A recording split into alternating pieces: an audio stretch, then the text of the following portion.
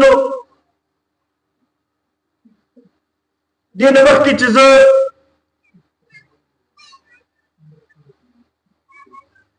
کوم مسایلو باندې ناظم صاحب خبرې وکړې هغې طرف ته راشم که موږ وګورو نو نن زموږ ملک د ډېر مشکل صورتحال نه تېرېږي لګیا دی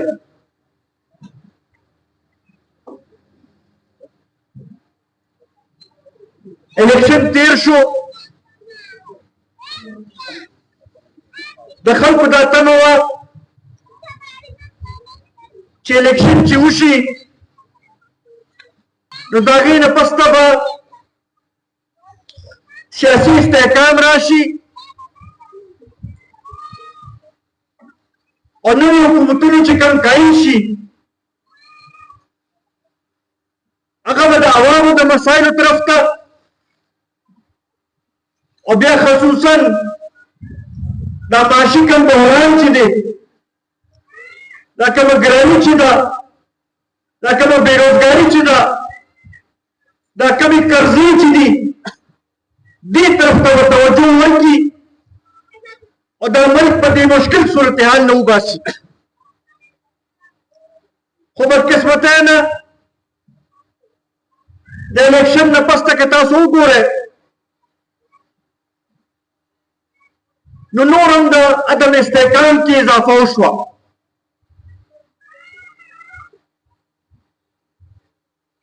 که مرکزي حکومت وګورو نو د هغوی هم د عوامو د مسایلو طرف ته هغه شانتې توجه نشته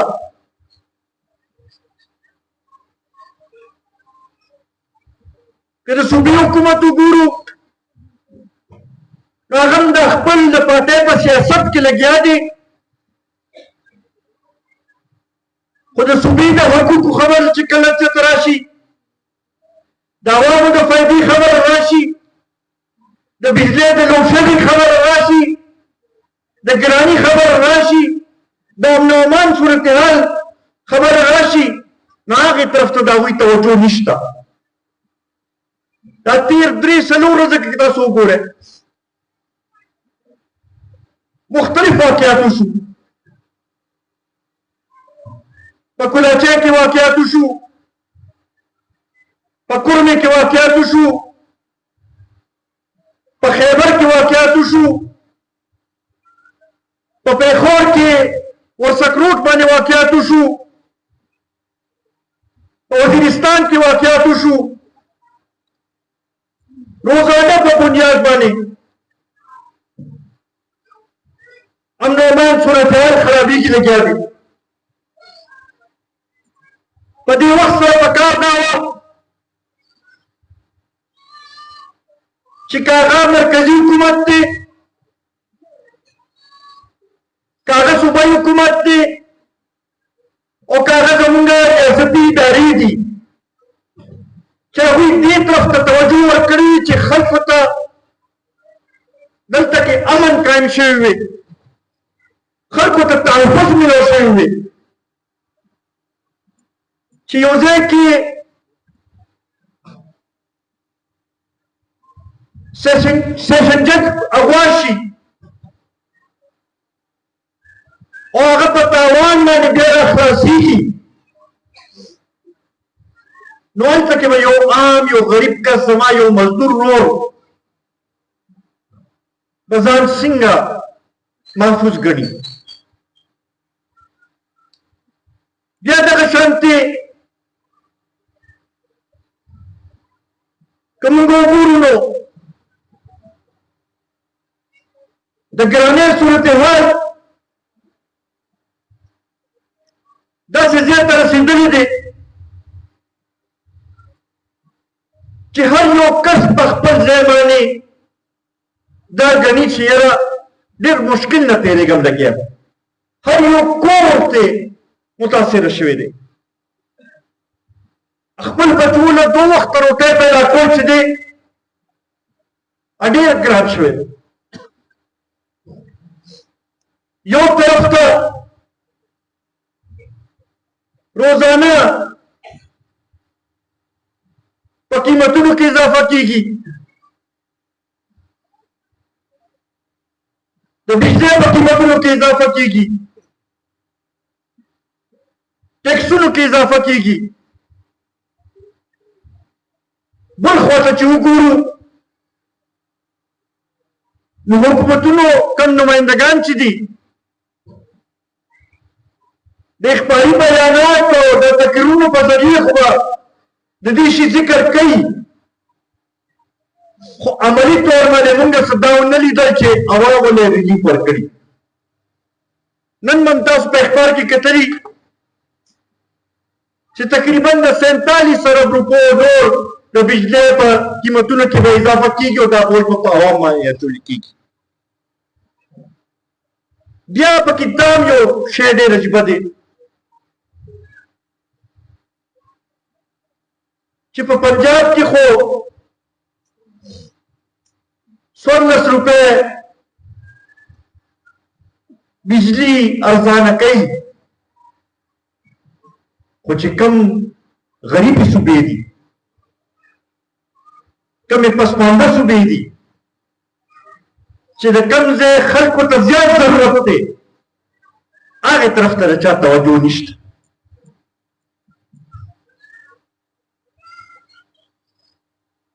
بله ورځ ما کتل چې زموږ قرضونه چې دي تقریبا 80,000 اربه ته ورسېدل. 80,000 اربه.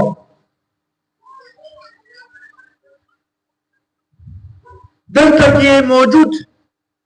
هر یو کس،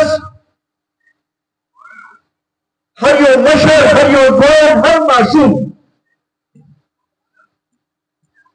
تقریبا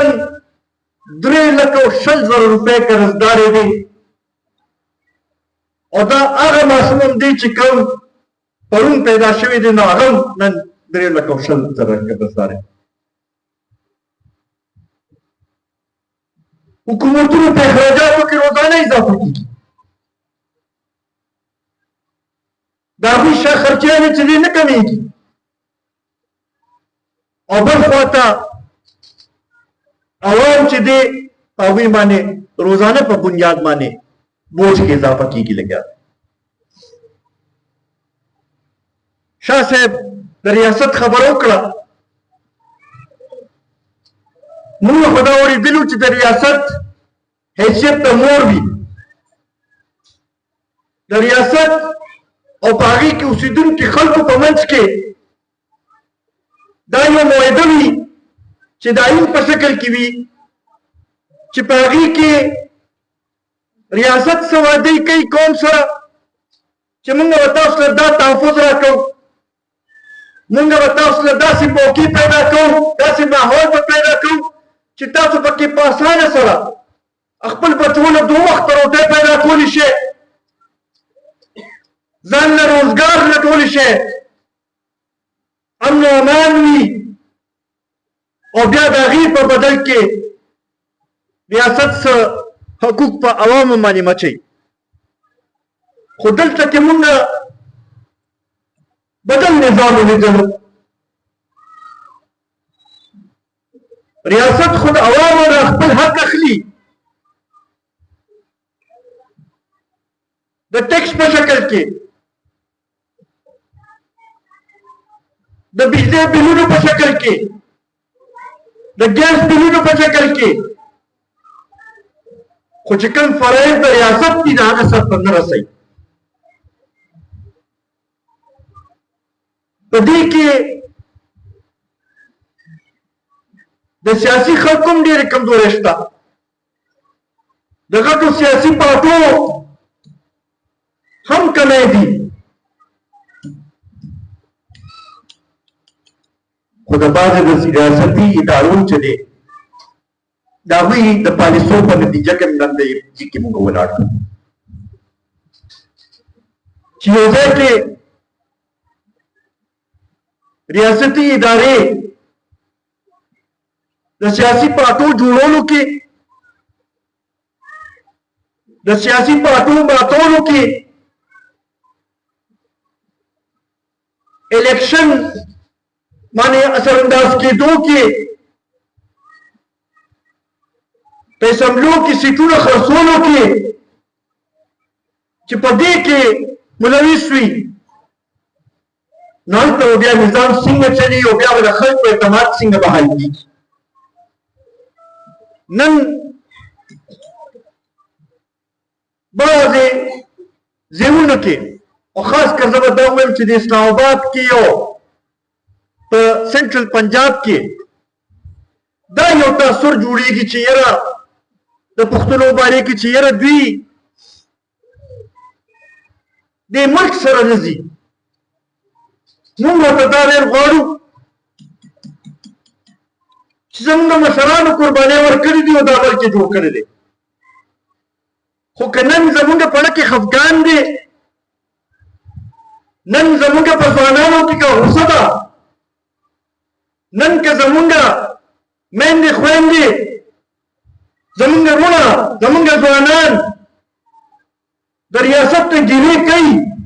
نو هغه د ریاستي ادارو غلطو پالیسیو په نتیجه کې کوي. ډېره وشوه نور دا قوم د دې متحمل نه دي، دا ملک هم د دې متحمل نه دي. اوس وخت راغلی دی چې صحیح معنو کې جمهوري نظام راولو، عوامو نه دا حق ورکړي چې هغوی خوښ کړي چې څوک په اسمبلیو کې به کښېني، څوک په حکومت کې به کښېني. دا به د ادارو په مرزو نه کېږي نور.